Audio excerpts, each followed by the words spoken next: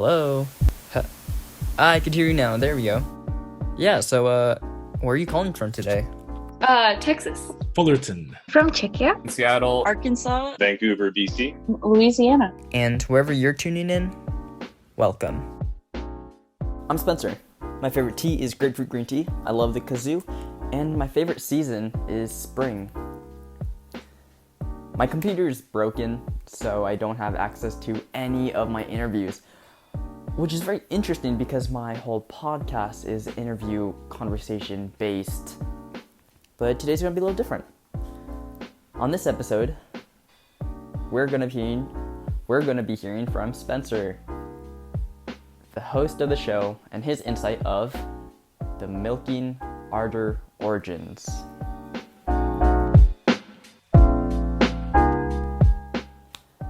So Milking Ardor has been an official idea in my head about a month and a half ago.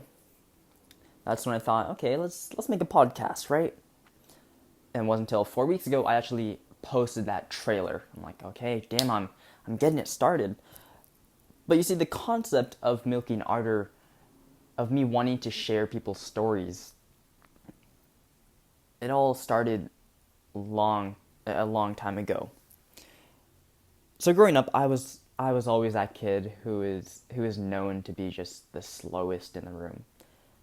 And that's academically, of course. Athletically, I'd do really well, but academics, oof, tough.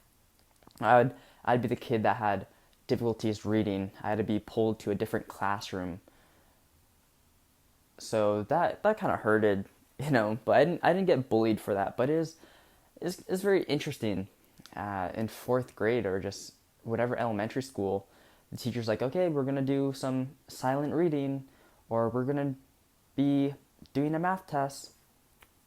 And then my table mates would be like, okay, bye, Spencer. Even without the teacher coming to the room, be like, okay, Spencer, come on, let's go. Yeah. Anyways, since technology wasn't advanced as it is now, the association I had built in my head of stories was that stories come from literature, that they come from books. And yeah, of course, movies are a thing, but I'm primarily associated stories with literature. And why would I, in my free time, read? Why would I do something that makes me feel shitty about myself, where I feel dumb? So I never picked up a book, I never read growing up. Now, of course, I'm still growing up, but times have definitely changed. Later on, I found this ad for the Human Library, and it caught my interest, caught my eye. Well, what is the Human Library? Is this sex trafficking? Is this about slavery? Well, prostitution? Well, what is this? No. It's exactly what it implies. It's a human library. It's where people meet up, and rather than picking out books on the shelf, they pick out ordinary people to tell their stories, and vice versa. And you ask a few questions, then you just rotate. And I fell in love with that. But the question is, what would I even share? I'm what, 11? What am I going to do? I'm in 6th grade? What stories could I possibly tell? I'd love to hear these stories from people, but I don't have any stories. And I mentioned this in my conversation with Luan. Yeah, for 3 whole months, I thought I killed my best friend. I had this best friend, and she ended up liking me, and I just didn't feel the same way. And I just told her the truth, and that just destroyed our friendship. So I had that whole experience. It was very traumatic and tough. And I thought about everything I had with this girl. And I just didn't want to think about it anymore. It just hurt too much to even remember. And so I blocked it out. And then I thought about the Human Library again. It hit me. You see, there's a reason that this experience had happened to me. And so I could overcome and triumph over this really shitty experience that I had faced. And while this story is my story, it's also her story as well. We're all going to have highlights of certain things in our life, and the highlights I value more are going to be different than the highlights she values.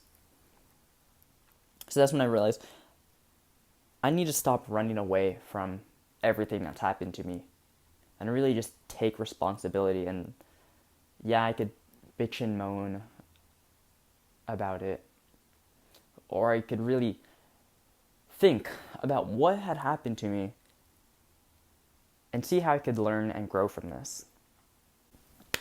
There's this saying that I've kind of made my own, and it's the saying, the best growth happens in silence. Now, growth could happen all the time, but I say the best growth grows. The best growth comes in silence. And take a tree, for instance. Trees don't talk, and if you think trees talk, I don't know what cartoons or drugs you're on, but typically trees don't talk. Not in the sense that us humans do, at least. But I feel if a tree could talk, it'd be very proud of itself. You have this sapling, and it's shouting, hey, hey, hey, look at me. It's my first leaf.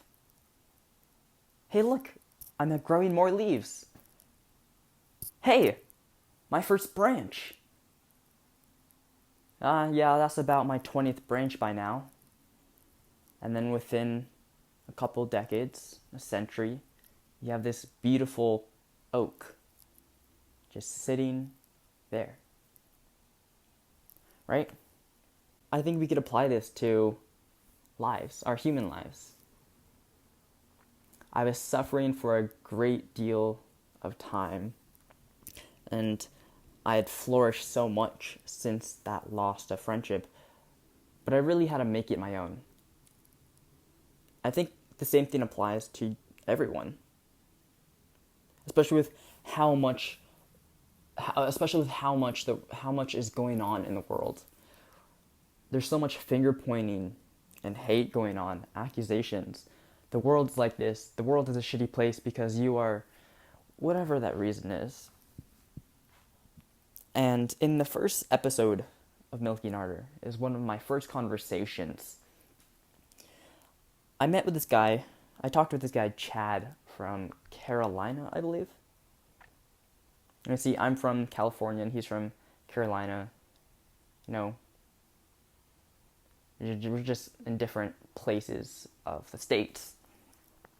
And he came to me saying, Spencer, I want to break stereotypes.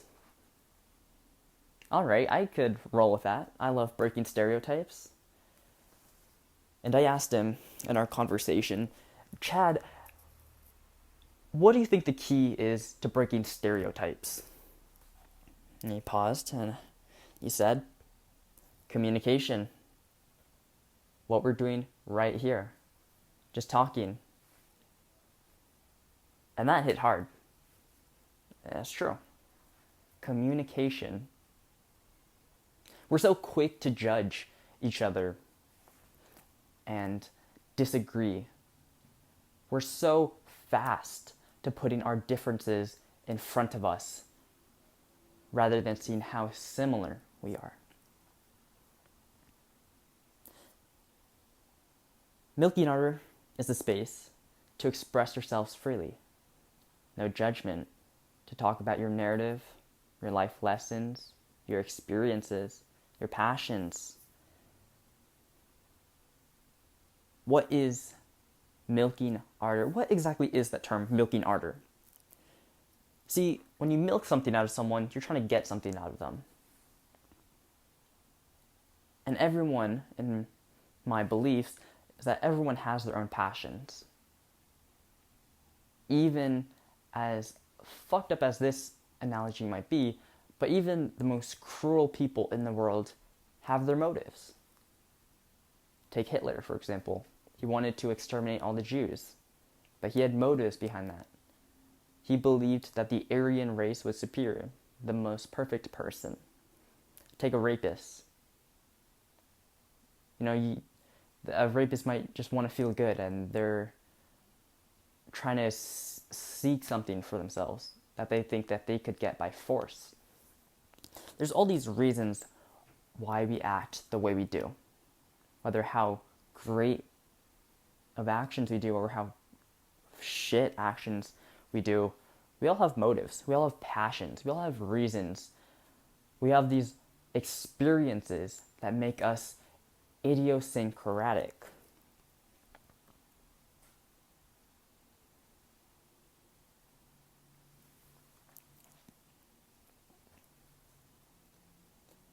That's what I want to achieve with Milking Ardor. I really do want people to express themselves freely. And I think by listening and just really hearing what people have to say about our experiences, we could really empathize with each other. So if it wasn't for my friend, my old friend, my best friend, if it wasn't for me just listening to her, I would have never built all this empathy I have.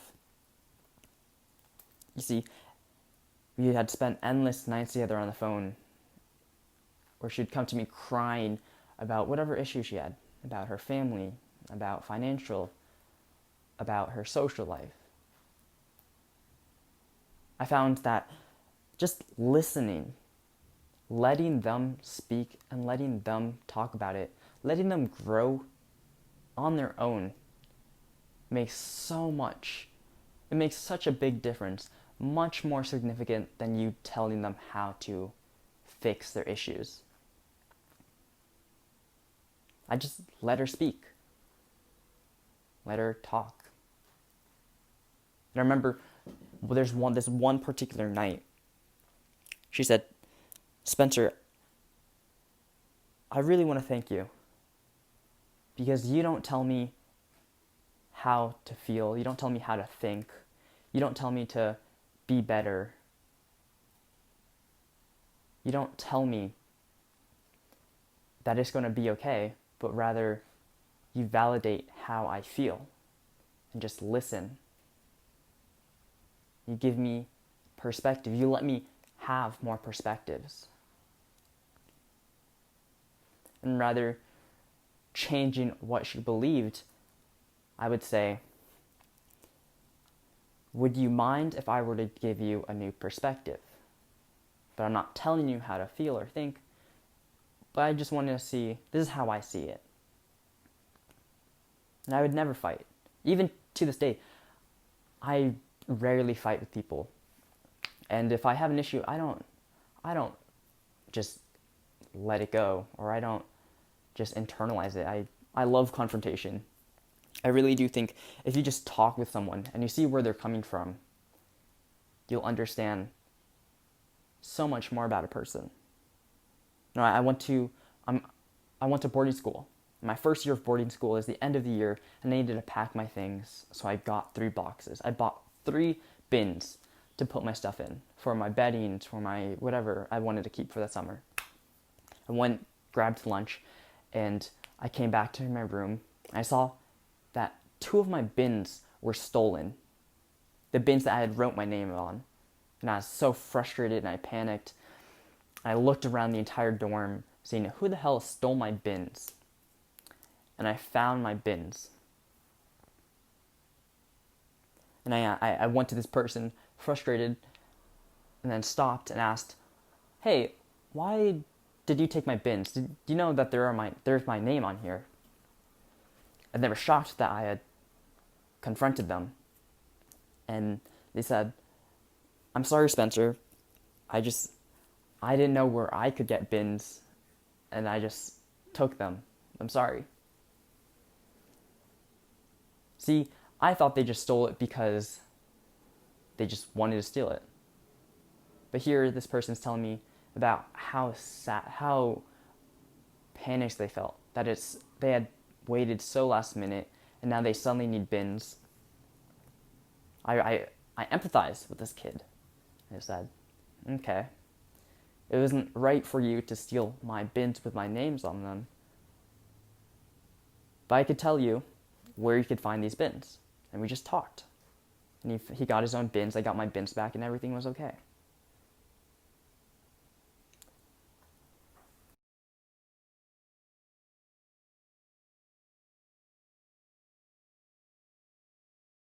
that's the Milking Ardor Orgins. I've had so much support, and I cannot thank you enough. I know we're small, and we're a small community, but I love everyone who listens to this. At any moment, you could have just stopped listening at the first trailer or the first episode. But you're sticking with me. You're getting your dose of empathy every week. Just listening, hearing new perspectives of people all around the world. And that's really amazing that you're doing that. It's great. It's great that you want change in the world and you're doing that from just listening. If you want to talk to me, if you just want to have a conversation, you want to be on the show, you want to talk about your passions, a project you're doing, or you think an issue, or you want to address an issue in the world, come talk to me. Reach out to me. You can find me on Instagram at _SPENCE_R_. Or if you want to look at more exclusive content from conversations I don't post on the weekly episodes, you can find me on TikTok at milking.ardor. And it's pretty fun. I would say I post pretty good visuals. I don't know, the visuals are okay, but I'm working on it. I'm not really good at ending episodes, but thank you for sticking with me.